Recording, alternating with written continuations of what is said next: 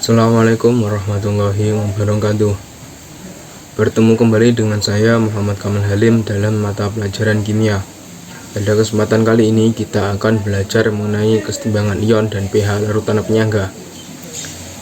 Sebelumnya kita akan membahas dulu mengenai kesetimbangan ion. Kesetimbangan ion adalah suatu kesetimbangan antara ion kation dan ion anion. Kation itu bisa dilambangkan dengan plus, kemudian anion bisa dilambangkan dengan min. Contohnya, pada NaOH. NaOH itu terbentuk dari Na plus dan OH min. Kedua ion tersebut saling menyeimbangkan sehingga menjadi seimbang. Konsep kesetimbangan sangat penting dalam memahami reaksi yang melibatkan ion, terutama ion dalam larutan.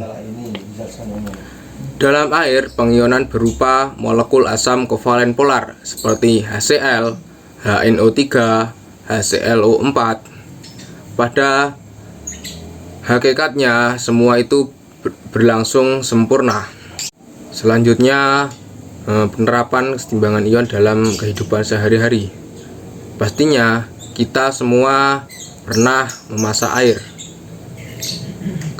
Ketika kita memasak air dalam sebuah panci tertutup, lama-kelamaan air tersebut akan mendidih.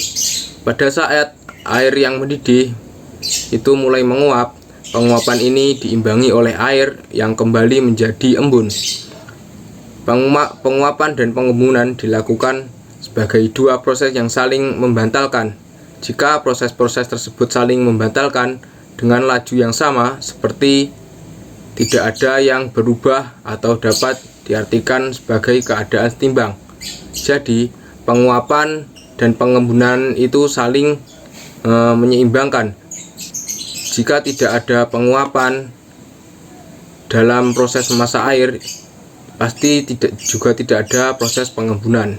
Selanjutnya adalah larutan penyangga. Larutan penyangga adalah suatu sistem larutan yang dapat mempertahankan nilai pH agar tidak terjadi perubahan pH yang berarti oleh karena penambahan asam atau basa maupun pengenceran. Larutan ini disebut juga dengan larutan buffer atau dapar. Dalam kehidupan sehari-hari terdapat berbagai reaksi kimia yang merupakan reaksi asam basa. Sebagai contoh, reaksi berupa enzim pengenceran dalam sistem biologis. Enzim pepsin yang berfungsi memecah protein dalam lambung hanya dapat bekerja optimal dalam suasana asam, yakni pada kisaran pH 2. Dengan kata lain, jika enzim berada pada kondisi pH yang jauh berbeda dari pH optimal tersebut, maka enzim dapat menjadi tidak aktif bahkan rusak. Oleh karena itu, perlu adanya suatu sistem yang menjaga nilai pH di mana enzim tersebut bekerja. Suatu sistem untuk mempertahankan nilai pH inilah yang disebut dengan larutan penyangga. Setelah kita tahu apa itu larutan penyangga, selanjutnya adalah jenis-jenis larutan penyangga. Larutan penyangga itu dibedakan menjadi dua. Yang pertama larutan penyangga asam dan yang kedua larutan penyangga basa. Larutan penyangga asam itu mempertahankan pH pada daerah asam.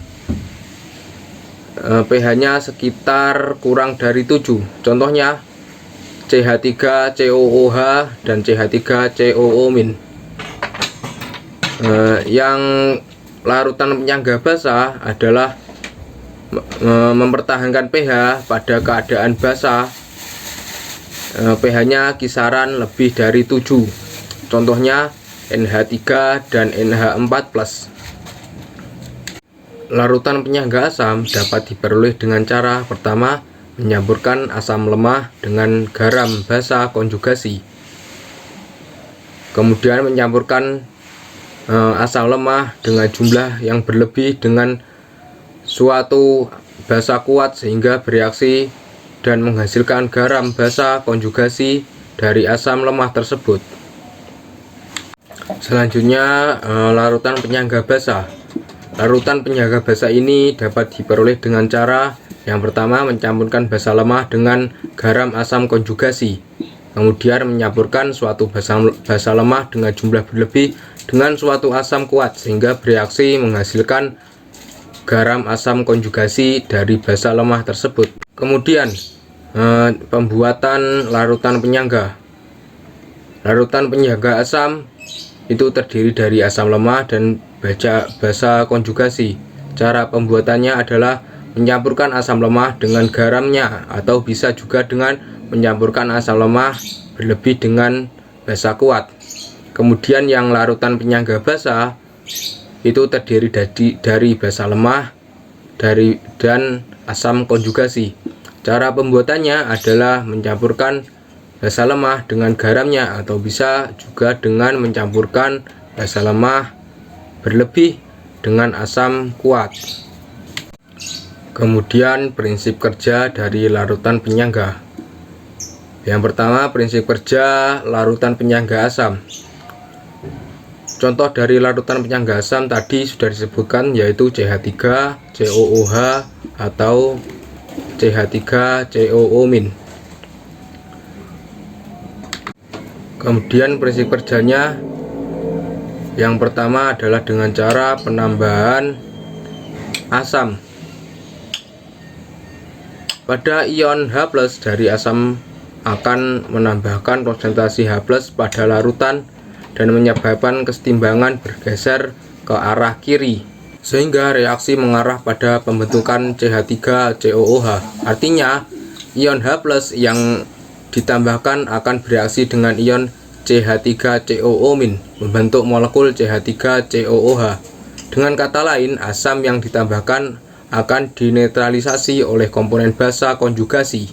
Kemudian pada penambahan basa, ion OH- dari basa akan bereaksi dengan ion H+ dan membentuk air, sehingga dapat menyebabkan kesetimbangan bergeser ke arah kanan dan konsentrasi ion H+ tetap dipertahankan. Selain itu, penambahan basa juga menyebabkan berkurangnya komponen asam. Berkurangnya komponen asam inilah yang menyebabkan reaksi bergeser ke kanan. Dengan kata lain, basa yang ditambahkan akan dinetralisasi oleh komponen asam lemah. Basa yang akan ditambahkan tersebut bereaksi dengan asam CH3COOH dan membentuk ion CH3COO- dan air. Prinsip kerja larutan penyangga asam yang ketiga adalah pengenceran. Pada penambahan air atau pengenceran, derajat ionisasi asam lemah CH3COOH akan bertambah besar, yang berarti jumlah ion H+ dan dari ionisasi CH3COOH juga bertambah. Akan tetapi, karena volume larutan juga bertambah, pengaruh penambahan konsentrasi H+ menjadi tidak berarti. Dengan demikian, nilai pH larutan tidak mengalami perubahan. Selanjutnya, prinsip kerja larutan penyangga basa. Contohnya sudah disebutkan di atas tadi, yaitu CH3 dan CH4+. Prinsip kerja yang pertama dari larutan penyangga basa adalah pada penambahan asam. Ion H+ dari asam akan mengikat ion OH-. Hal ini akan menyebabkan kesetimbangan akan bergeser ke kanan, sehingga konsentrasi ion OH- dapat dipertahankan. Suatu sisi penambahan ini dapat menyebabkan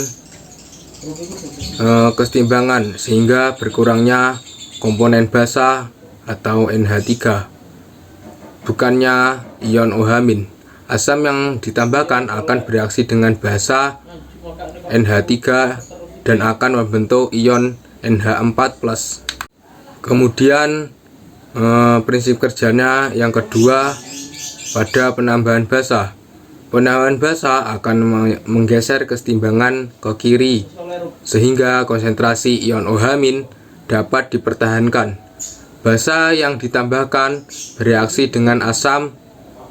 Dalam hal ini asam yang dimaksud adalah NH4+, kemudian membentuk basa yaitu NH3 dan air.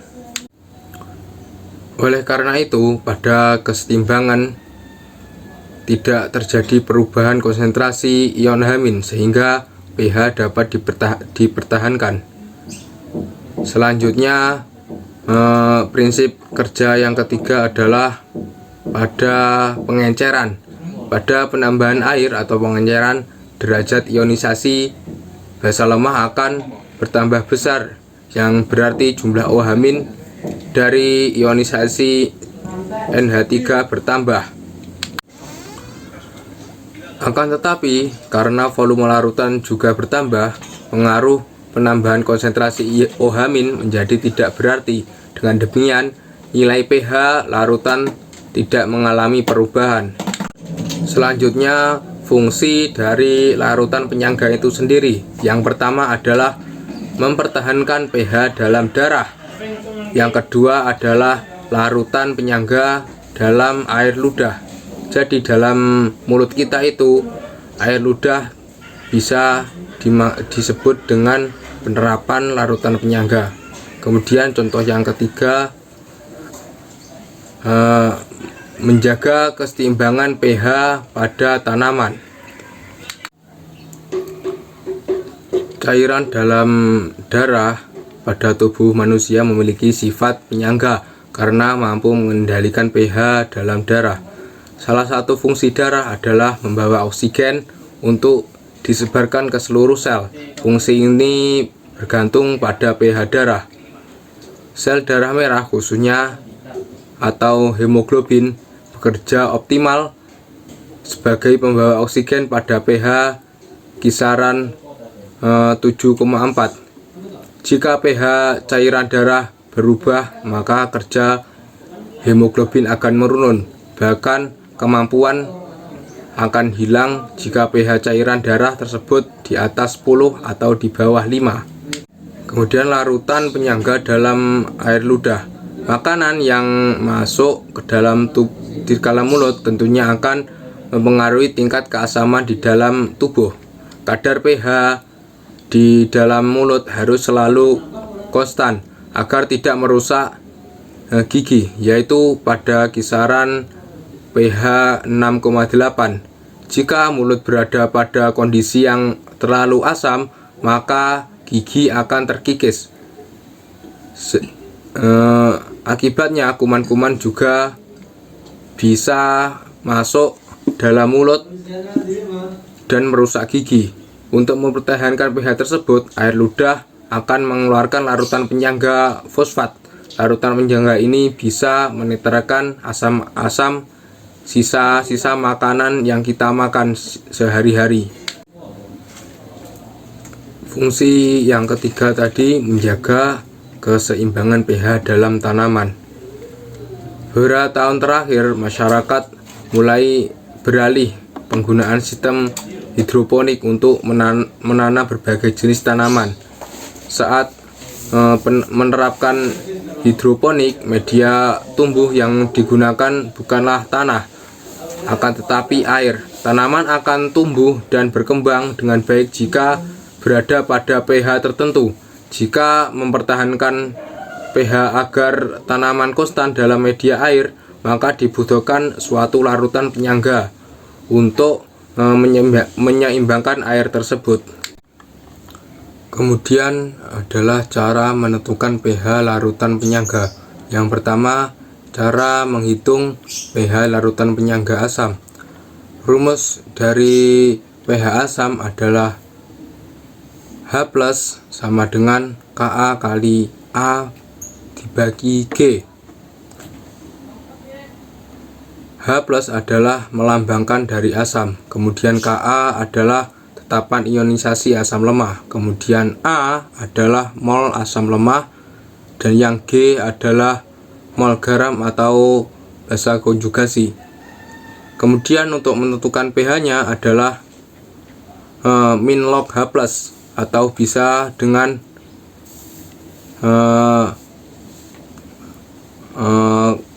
pKa min log A per G. Kemudian cara menentukan pH larutan penyangga basa. rumusnya adalah OH min sama dengan KB kali B per G. OH min adalah melambangkan basa, kemudian KB adalah tetapan ionisasi basa lemah, kemudian yang B adalah jumlah mol basa lemah, kemudian yang G adalah jumlah mol garam atau asam konjugasi. Sebelum menentukan pH pada basa, kita harus mencari dulu pOH. Rumus pOH-nya adalah PKB. PKB adalah tadi ketetapan ionisasi asam lemah min log B per G. B tadi adalah jumlah mol basa lemah, kemudian G adalah jumlah mol asam konjugasi. Setelah ketemu pOH, nanti bisa dicari pH-nya. Rumus pH dari basa adalah 14 min pOH. Untuk memperjelas, langsung saja ke contoh soal. Contoh soal yang asam. Ke dalam larutan CH3COOH ditambahkan padatan CH3COONA, sehingga konsentrasi CH3COOH adalah 0,1 molar dan konsentrasi CH3COONA adalah 0,05 molar. Jika Ka CH3COOH adalah 1,8 kali 10 min 5, tentukan pH dari campuran larutan tersebut. Sebelumnya diketahui konsentrasi CH3COOH adalah 1 molar, kemudian konsentrasi dari CH3COONA adalah 0,1 molar. Kemudian Ka dari CH3COOH adalah 1 kali 8 kali 10 min 5. Kemudian dicari H plusnya dulu. Ka tadi dimasukkan, Ka nya adalah 1,8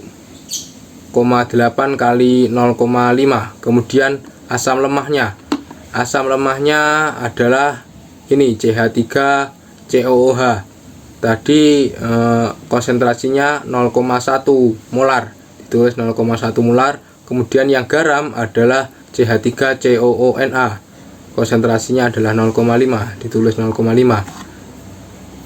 Kemudian ketemu jawabannya H plus adalah 3,6 kali 10 min 5. Kemudian untuk mencari pH dari campuran ini adalah min log H plus. Kemudian min log H plusnya tadi 3,6 kali 10 min 10 kali 10 min 5. Kemudian dikali, ketemu hasilnya 5 min log 3,6. Sekian penyampaian dari saya, semoga bermanfaat bagi kalian semua. Terima kasih. Jangan menyerah atas impianmu. Impian memberimu tujuan hidup. Ingatlah, sukses bukan kunci kebahagiaan, tapi kebahagiaanlah adalah kunci dari kesuksesan. Sekian, wassalamualaikum warahmatullahi wabarakatuh.